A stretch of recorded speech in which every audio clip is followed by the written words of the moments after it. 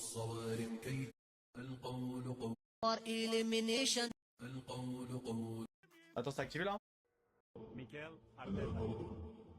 القول For elimination. The القول قول الصوارم. Je crois que j'ai fait assez d'Insta pour aujourd'hui. C'est quoi, du coup, là, ce concept que je vois depuis quelques semaines dans mon feed Insta, ce fameux style de jeu qu'on appelle le Arambol. Alors, ce Arambol, quand je regarde ces vidéos, c'est un style de jeu qui me semble être une équipe qui joue avec 11 défenseurs dans sa surface et des tacles rugueux, et puis dans les commentaires ça crie pick Arambol ou enfin voilà, ça vante ce style de jeu qui me semble pour le moins horrible actuellement. Et donc je me disais, c'est quoi ce délire, d'où vient ce terme, sur quoi repose ce style de jeu, et donc je me suis mis à faire mes recherches sur ce fameux Arambol, et voici donc ce que j'ai trouvé. Alors déjà, il faut savoir que le terme Arambol n'est pas un terme technique ou tactique qu'on pourrait considérer, qui n'est pas un véritable terme tactique dans le football actuel, tel que le tiki-taka ou le gegenpress. Il vient du mot aram qui signifie interdit en arabe et du mot ball, donc le football. Le tout combiné, ça nous fait donc Arambol, le football interdit. En gros, on peut dire que c'est une manière un peu ironique de parler des équipes qui pratiquent un style de jeu littéralement moche, nul à voir jouer à la télé. Genre, vous voyez ce style de match bien district où tu as une équipe qui va défendre à 11, qui va faire une seule contre-attaque, un seul tir cadré, un seul but, 1% de possession. J'abuse un petit peu, mais je pense que vous avez capté le délire. Et donc du coup, le principe du Arambol, qu'est-ce que c'est? Et bah, loin du jeu de Guardiola, de Luis Enrique, c'est vraiment le contraire du football moderne, c'est-à-dire qu'il n'y a pas de construction de jeu, pas de passe. Ici, c'est littéralement la guerre. L'objectif est simple, ne pas encaisser de but, donc on va retrouver tous ces éléments.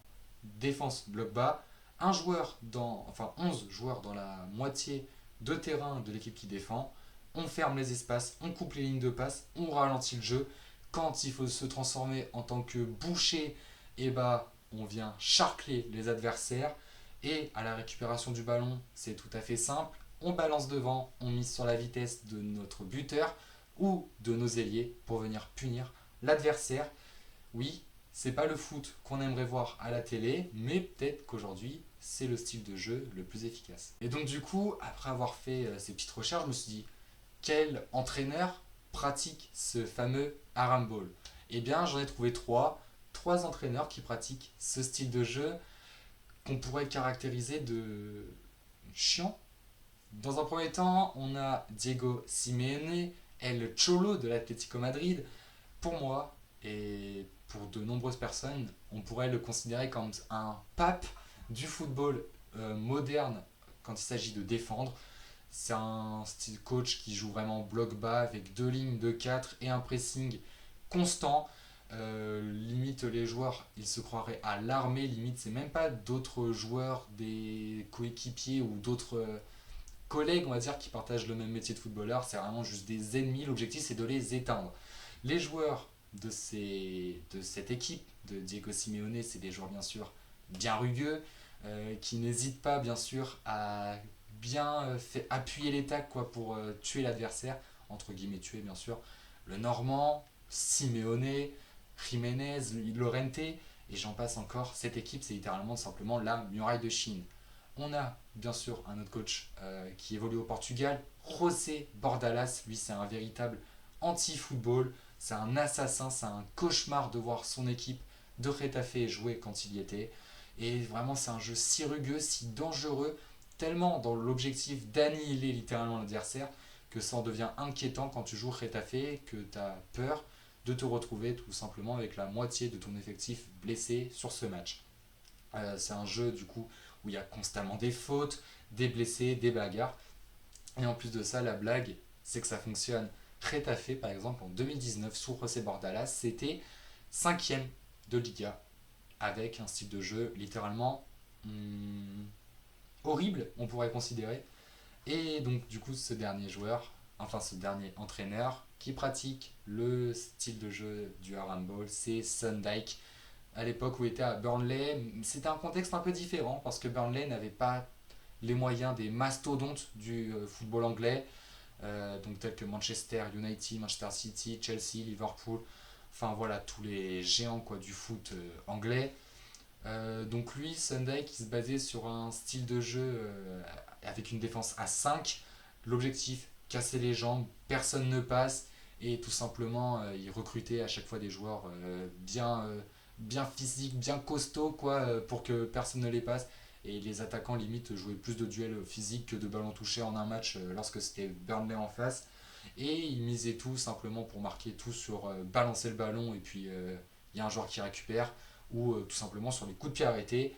Et n'empêche, j'ai une pensée à cette équipe de Burnley qui, quand Sondijk a été viré, ont récupéré Vincent Kompany qui, enfin voilà quoi, Vincent Kompany ça propose du beau jeu comparé à un Sondijk vraiment.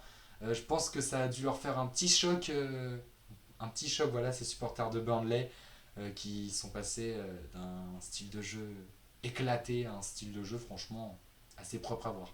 Et donc du coup, ce fameux Aram Ball, ça fait débat aujourd'hui. Parce que t'en as qui sont de la team beau jeu, Guardiola, des passes, une possession, des buts construits, des dribbles, de la magie quoi, que ces entraîneurs nous apportent. Et t'as l'autre team, la team Aram Ball, qu'on pourrait appeler ça comme ça, où eux, le but, tout simplement, c'est pas la manière, c'est le résultat. Et donc, honnêtement, moi je fais partie de cette équipe qui pense que le Aram Ball c'est un anti-football. Parce que voilà, j'aime bien voir vraiment du beau jeu, du spectacle et tout. Mais bon, quand je regarde les deux clubs que je supporte, voilà leur classement actuel, alors qu'ils essayent de produire du beau jeu, de un, j'ai envie de me tirer une balle, et de deux, je me dis que pourquoi pas un peu de ce football interdit nous ferait un peu du bien. Et donc, vous, de quel team êtes-vous? Team Aram Ball ou team beau jeu? Voilà, c'est la question que je vous pose. Venez y répondre dans l'espace commentaire. Je pense que du coup, aujourd'hui, j'ai compris c'est quoi ce fameux Aram Ball. C'est un style de jeu plus que frustrant, assez interdit. Mais bon, quand tu es du côté de l'équipe qui gagne, malgré le fait que tu proposes pas du beau jeu, franchement, c'est magique, c'est beau. De toute façon, le principal aussi, des fois, c'est de gagner, hein, sur tous les deux clubs que je supporte. Réveillez-vous, s'il vous plaît. Bref, voilà, merci d'être resté jusqu'au bout. J'ai essayé de vous faire découvrir un style de jeu tout simplement que je ne connaissais pas, que j'ai découvert en faisant cette vidéo. Enfin, j'avais, on va dire, les bases, mais pas vraiment, on va dire, assez recherché, voilà, ce style de jeu. Assez long, n'empêche la réflexion, bref. Alors voilà, merci d'être resté jusqu'au bout. Dites-moi si vous voulez d'autres vidéos de ce genre. En tout cas, les amis, merci d'être resté jusqu'au bout. C'était Roscart. On se retrouve pour de nouvelles vidéos, pour de prochaines vidéos. Qu'est-ce que je raconte moi encore? Bref, voilà, n'hésitez pas à vous abonner, à liker et à commenter la vidéo, ça me ferait super plaisir. On se retrouve bientôt. À la prochaine les amis. C'était Roscart. Ciao.